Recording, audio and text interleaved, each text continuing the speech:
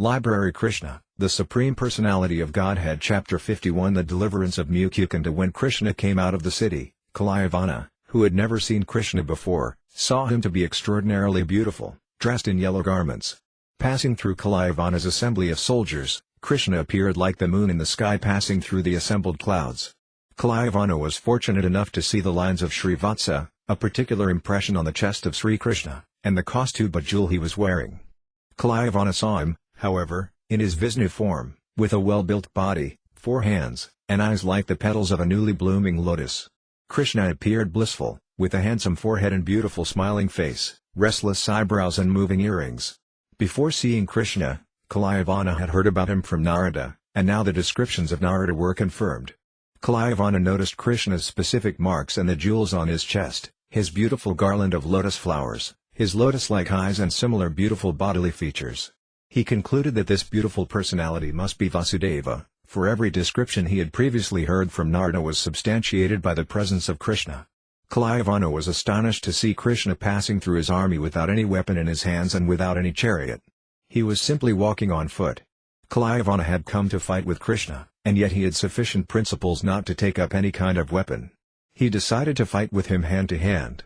Thus he prepared to capture Krishna in fight. Krishna, however, went ahead without looking at Kalyavana. Kalyavana followed him with a desire to capture him, but in spite of his swift running, he could not capture Krishna. Krishna cannot be captured even by great yogis traveling at the speed of the mind. He can be captured only by those who follow the path of devotional service, and Kalyavana was not practiced in devotional service. He wanted to capture Krishna, and since he could not do so he followed him from behind. Kalyavana began running very fast, thinking, "Now I am nearer, I will capture him," but he could not. Krishna led him far away and entered the cave of a hill. Kalyavana thought that Krishna was trying to avoid fighting him and was therefore taking shelter of the cave. He rebuked him with the following words, "O Krishna! I heard that you are a great hero born in the dynasty of Yadu, but I see that you are running away from fighting, like a coward. It is not worthy of your good name and family tradition." Kalyavana was following, running very fast, but still he could not catch Krishna because he was not freed from all contaminations of sinful life. According to Vedic culture, anyone who does not follow the regulative principles observed by the higher castes, the Brahmanas, Kshatriyas and Vaisyas, or even those observed by the laborer class, the Sudras, is called a Mulka or Yavana. The Vedic social situation is so planned that persons accepted as Sudras can gradually be elevated to the position of Brahmanas by the cultural advancement known as samskara, or the purificatory process. The verdict of the Vedic scriptures is that no one becomes a Brahmana or a Mulka simply by birth. By birth everyone is accepted as a Sudra. One has to elevate himself by the purificatory process to the stage of Brahminical life. If he doesn't, if he degrades himself further, he is then called a Mulka or Yavana. Kalyavana belonged to the class of Mulkas and Yavanas. Contaminated by sinful activities, he could not approach Krishna. The principles from which higher class men are restricted, namely illicit sexual indulgence, meat-eating, gambling and intoxication, are an integral part of the lives of the Mulkas and Yavanas. Being bound by such sinful activities, one cannot make any advancement in God realization. The Bhagavad Gita confirms that only one who is completely freed from all sinful reactions can engage in devotional service, or Krishna consciousness. When Krishna entered the cave of the hill, Kalyavana followed, chastising him with various harsh words. Krishna suddenly disappeared from the demon's sight, but Kalyavana followed and also entered the cave. The first thing he saw was a man lying down asleep within the cave. Kalyavana was eager to fight with Krishna, and when he could not see Krishna but instead saw only a man lying down, he thought that Krishna was sleeping within this cave. Kalyavana was very much puffed up and proud of his strength, and he thought Krishna was avoiding the fight. Therefore, he strongly kicked the sleeping man, thinking him to be Krishna. The sleeping man had been lying down for a very long time. When awakened by the kicking of Kalyavana, he immediately opened his eyes and began to look around in all directions. At last he saw Kalyavana standing nearby. The man had been untimely awakened and was therefore very angry, and when he looked upon Kalyavana in his angry mood, rays of fire emanated from his eyes, and Kalyavana burned to ashes within a moment. When Maharaja Pariksit heard this incident of Kalyavana's being burned to ashes, he inquired about the sleeping man from Sukadeva Goswami. Who was he? Why was he sleeping there? How had he achieved so much power that instantly, by his glance, Kalyavana was burned to ashes? How did he happen to be lying down in the cave of the hill? He put many questions before Sukadeva Goswami, And Sukadeva answered as follows. My dear king, this person was born in the very great family of King Ikshvaku, in which Lord Ramacandra was also born, and he happened to be the son of a great king known as Mandhata. He himself was also a great soul and was known popularly as Mucukunda. King Mucukunda was a strict follower of the Vedic principles of Brahminical culture, and he was truthful to his promise. He was so powerful that even demigods like Indra used to ask him to help in fighting the demons, and as such he often fought against the demons to protect the demigods. The commander-in-chief of the demigods, known as Kartikeya, was satisfied with the fighting of King Mucukunda, but once he asked that the king, having taken too much trouble in fighting the demons, retire from fighting and take rest. Kartikeya addressed King Mucukunda, My dear king, you have sacrificed everything for the sake of the demigods. You had a very nice kingdom, undisturbed by any kind of enemy. But you left that kingdom, neglected your opulence and possessions, and never cared for fulfillment of your personal ambitions. Due to your long absence from your kingdom while fighting the demons on behalf of the demigods, your queen, your children, your relatives and your ministers have all passed away in due course of time. Time and tide wait for no man. Now even if you return to your home, you will find no one living there. The influence of time is very strong. Time is so powerful because it is a representation of the Supreme Personality of Godhead. Time is therefore stronger than the strongest. The influence of time can affect changes in subtle things without difficulty. No one can check the progress of time. As an animal tamer tames animals according to his will, time also adjusts things according to its own will. No one can supersede the arrangement made by Supreme Time. Thus addressing Mucukunda, the demigod requested him to ask any benediction he might be pleased with, except the benediction of liberation. Liberation cannot be awarded by any living entity but the Supreme Personality of Godhead, Vishnu. Therefore another name of Lord Vishnu or Krishna is Mukunda, he who can award liberation. King Mucukunda had not slept for many years. He was engaged in the duty of fighting, and therefore he was very tired. So when the demigod offered a benediction, Mucukunda simply thought of sleeping. He replied as follows, My dear Kartikeya, best of the demigods, I want to sleep now, and I want from you the following benediction. Grant me the power to burn to ashes, by my mere glance, anyone who disturbs my sleep and awakens me untimely. Please give me this benediction. The demigod agreed and also gave him the benediction that he would be able to take complete rest. Then King Mucukunda entered the cave of the mountain. On the strength of the benediction of Kartikeya, Mucukunda burned Kalayavana to ashes simply by glancing at him. When the incident was over, Krishna came before King Mucukunda.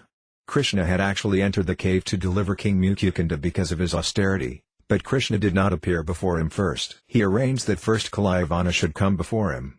That is the way of the activities of the Supreme Personality of Godhead. He does one thing in such a way that many other purposes are served.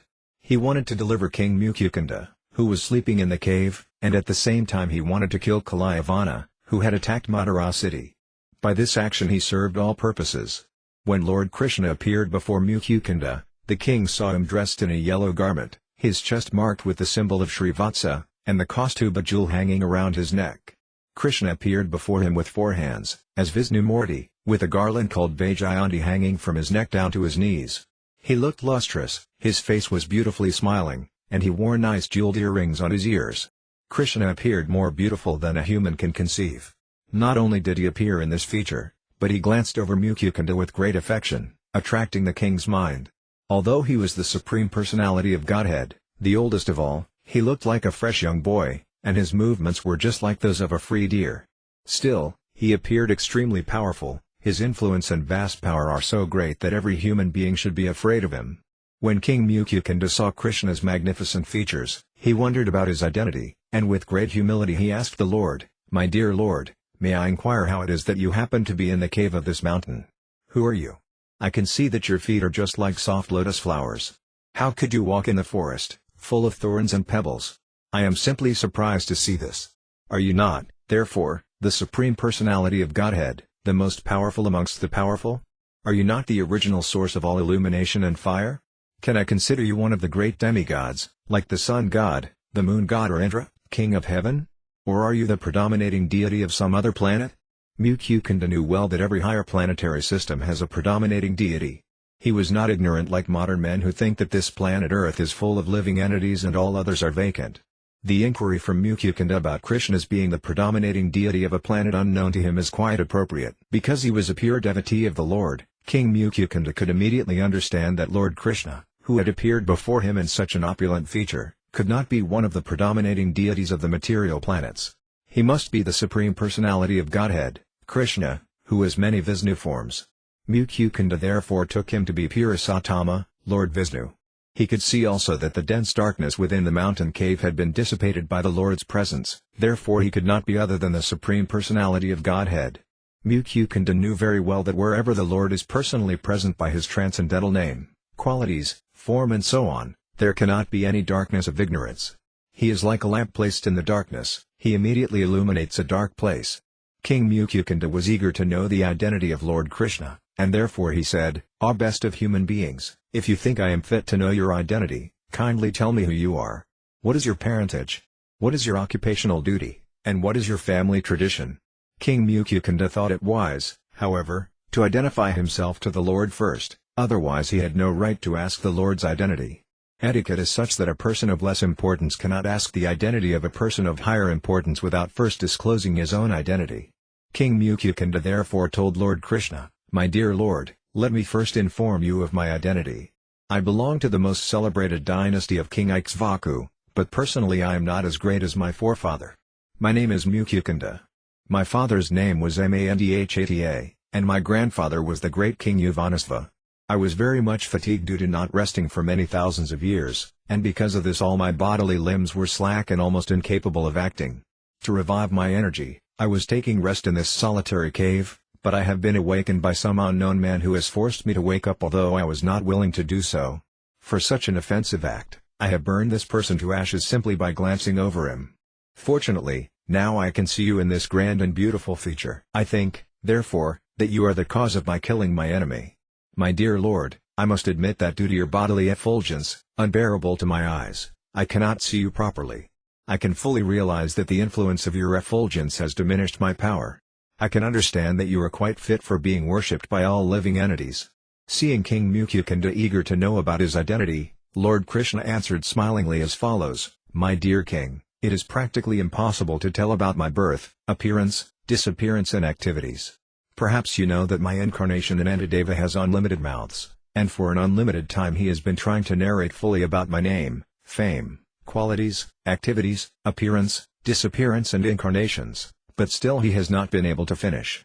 Therefore, it is not possible to know exactly how many names and forms I possess.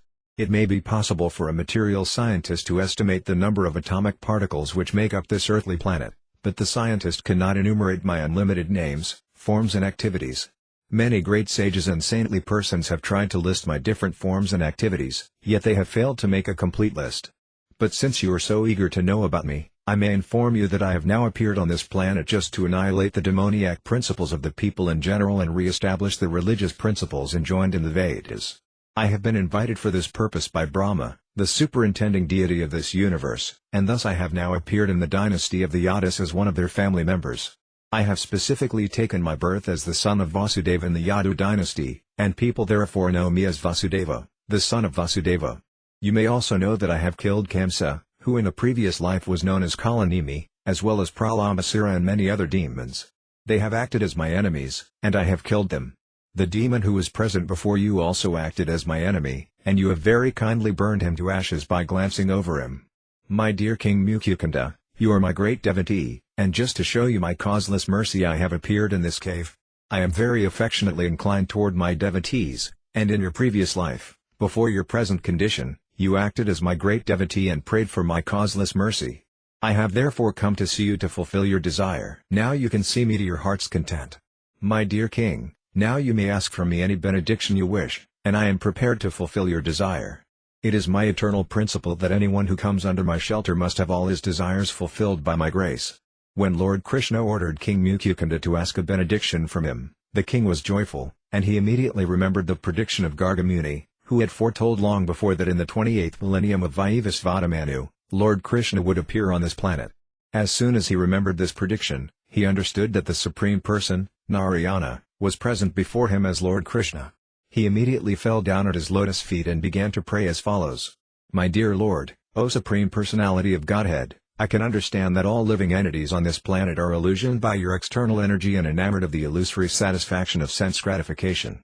Being fully engaged in illusory activities, they are reluctant to worship your lotus feet, and because they are unaware of the benefits of surrendering unto your lotus feet, they are subjected to various miserable conditions of material existence. They are foolishly attached to so-called society, friendship and love, which merely produce different kinds of miseries. Illusioned by your external energy, everyone, whether man or woman, is attached to this material existence, and all are engaged in cheating one another in a great society of the cheaters and the cheated. These foolish persons, not knowing how fortunate they are to have obtained this human form of life, are reluctant to worship your lotus feet. By the influence of your external energy, they are attached to the glare of material activities, to so-called society, friendship and love, like dumb animals that have fallen into a dark well. The example of a dark well is given because in the fields there are many wells, unused for years and covered over by grass, and poor animals, not knowing of them, fall into them, and unless rescued they die. Being captivated by a few blades of grass, the animals fall into a dark well and meet death. Similarly, foolish persons, without knowing the importance of the human form of life, spoil it simply for sense gratification and die without any useful purpose. My dear Lord, I am not an exception to this universal law of material nature. I am also a foolish person who has wasted his time for nothing. And my position is especially difficult. On account of my being situated in the royal order, I was more puffed up than ordinary persons. An ordinary man thinks he is the proprietor of his body or his family, but I began to think in that way on a larger scale. I wanted to be the master of the whole world, and as I became puffed up with ideas of sense gratification, my bodily concept of life became stronger and stronger. My attachment for home, wife and children, for money and supremacy over the world, became more and more acute. In fact, it was limitless. So I remained always attached to thoughts of my material living conditions. Therefore, my dear Lord, I wasted so much of my valuable lifetime with no benefit. As my misconception of life intensified, I began to think of this material body, which is just a bag of flesh and bones, as the all in all, and in my vanity I believed I had become the king of human society. In this misconception of bodily life I traveled all over the world, accompanied by my military strength, soldiers, charioteers, elephants and horses. Assisted by many commanders and puffed up by power, I could not trace out your lordship, who always sit within my heart as the most intimate friend. I did not care for you, and this was the fault of my so-called exalted material condition. I think that, like me, all living creatures are careless about spiritual realization and are always full of anxieties, thinking, what is to be done? What is next? But because we are strongly bound by material desires, we continue to remain in craziness. Yet in spite of our being so absorbed in material thought, inevitable time, which is only a form of yourself, is always careful about its duty, and as soon as the allotted time is over, your lordship immediately ends all the activities of our material dreams. As the time factor, you end all our activities, as a hungry black snake swiftly swallows up a small rat without leniency. Due to the action of cruel time, the royal body which was always decorated with golden ornaments during life and which moved on a chariot drawn by beautiful horses or on the back of an elephant nicely decorated with golden ornaments, and which was advertised as the king of human society, that same royal body decomposes under the influence of inevitable time and becomes fit for being eaten by worms and insects or being turned into ashes or the stool of an animal. This beautiful body may be recognized as a royal body while in the living condition, but after death the body of even a king is eaten by an animal and therefore turned into stool or is cremated in a crematorium and turned into ashes or is put into an earthly grave, where different kinds of worms and insects are produced of it. My dear Lord, we come under the full control of this inevitable time not only after death but also, in a different way, while living. For example, I may be a powerful king, and yet when I come home after conquering the world I become subjected to many material conditions. When I come back victorious, all subordinate kings may come and offer their respects, but as soon as I enter the inner section of my palace, I myself become an instrument in the hands of the queens, and for sense gratification I have to fall down at the feet of women. The material way of life is so complicated that before taking the enjoyment of material life one has to work so hard that there is scarcely an opportunity for peacefully enjoying. And to attain all material facilities one has to undergo severe austerities and penances and be elevated to the heavenly planets. If one gets the opportunity to take birth in a very rich or royal family, even then he is always anxious to maintain the status quo and prepare for the next life by performing various sacrifices and distributing charity. Even in royal life one is full of anxieties, not only because of political administration but also in regard to being elevated to the heavenly planets. It is therefore very difficult to get out of material entanglement, but if one is somehow or other favored by you, by your mercy alone he is given the opportunity to associate with a pure devotee. That is the beginning of liberation from the entanglement of material, conditioned life. My dear Lord, only by the association of pure devotees is one able to approach your Lordship, who are the controller of both the material and the spiritual existences. You are the supreme goal of all pure devotees, and by association with pure devotees one can develop his dormant love for you. Therefore, development of Krishna consciousness in the association of pure devotees is the cause of liberation from this material entanglement. My dear Lord, you are so merciful that in spite of my being reluctant to associate with your pure devotees, you have shown your extreme mercy upon me as a result of my slight contact with such a pure devotee as Gargamuni. By your causeless mercy only have I lost all my material opulences, my kingdom and my family. I do not think I could have gotten rid of all these entanglements without your causeless mercy. Kings and emperors sometimes accept the life of an ascetic to forget their royal life, but by your special causeless mercy I have already been bereft of royalty. I do not need to become a mendicant or practice renunciation. My dear Lord, I therefore pray that I may simply be engaged in rendering transcendental loving service unto your lotus feet. This is the ambition of pure devotees, who are freed from all material contamination. You are the Supreme Personality of Godhead, and you can offer me anything I want, including liberation. But who is such a fool that after pleasing you he would ask from you something which might cause entanglement in this material world? I do not think any sane man would ask such a benediction from you. I therefore surrender unto you because you are the Supreme Personality of Godhead, you are the Supersoul living in everyone's heart, and you are the impersonal Brahma effulgence. Moreover, you are also this material world, because this material world is only the manifestation of your external energy. Therefore, from any angle of vision, you are the supreme shelter for everyone. Whether on the material plane or the spiritual plane, everyone must take shelter under your lotus feet. I therefore submit unto you, my Lord. For many, many births I have been suffering from the threefold miseries of this material existence, and I am now tired of it. I have been impelled only by my senses, and I was never satisfied. I therefore take shelter of your lotus feet, which are the source of all peaceful life and which can eradicate all lamentation caused by material contamination. My dear Lord, you are the supersoul of everyone, and you can understand everything. Now I am free from all contamination of material desire. I do not wish to enjoy this material world, nor do I wish to take advantage of merging into your spiritual effulgence, nor do I wish to meditate upon your localized aspect of Paramatma, for I know that simply by taking shelter of you, I shall become completely peaceful and undisturbed. On hearing this statement by King Mucukunda, Lord Krishna replied, My dear king, I am very much pleased with your statement. You have been the king of all the lands on this planet, but I am surprised to find that your mind is now freed from all material contamination. You are now fit to execute devotional service. I am most pleased to see that although I offered you the opportunity to ask from me any kind of benediction, you did not take advantage of asking for material benefits. I can understand that your mind is now fixed in me, and it is not disturbed by any material quality. The material qualities are three, namely goodness, passion and ignorance. When one is placed into the mixed material qualities of passion and ignorance, various kinds of greed and lusty desires impel him to try to find comfort in this material world. When situated in the material quality of goodness, one tries to purify himself by performing various penances and austerities. When one reaches the platform of a real Brahmana, he aspires to merge into the existence of the Lord. But when one desires only to render service unto the lotus feet of the Lord, he is transcendental to all these three qualities. The pure Krishna-conscious person is therefore always free from all material qualities. My dear king, Lord Krishna continued, I offered to give you any kind of benediction just to test how much you have advanced in devotional service.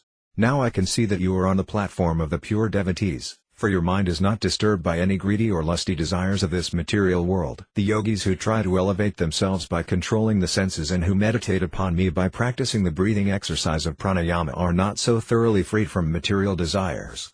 It has been seen in several cases that as soon as there is allurement, such yogis again come down to the material platform. The vivid example verifying this statement is Vyāsadeva Muni. Vyāsadeva Muni was a great yogi who practiced pranayama, a breathing exercise, but when he was visited by Menaka, a society woman of the heavenly planets, he lost all control and begot in her a daughter named Shakunala. But the pure devotee Haridasa Thakura was never disturbed, even when all such allurements were offered by a prostitute. My dear king, Lord Krishna continued, I therefore give you the special benediction that you will always think of me. Thus you will be able to traverse this material world freely, without being contaminated by the material qualities.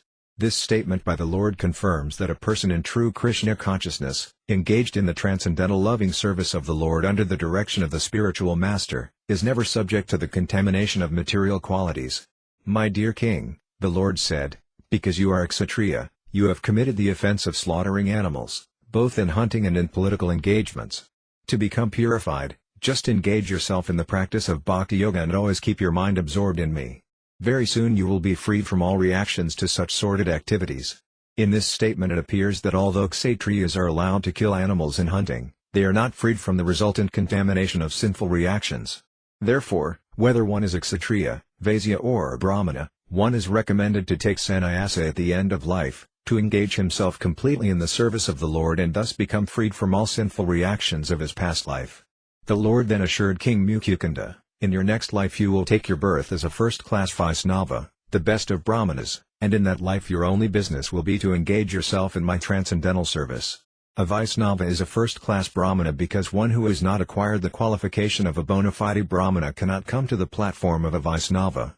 When one becomes a Vaisnava, he is completely engaged in welfare activities for all living entities.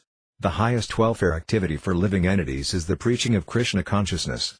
It is stated herein that those who are specifically favored by the Lord can become absolutely Krishna conscious and be engaged in the work of preaching the Vaisnava philosophy. Thus ends the Bhaktivedanta purport of the 51st chapter of Krishna, the Deliverance of Mucukunda.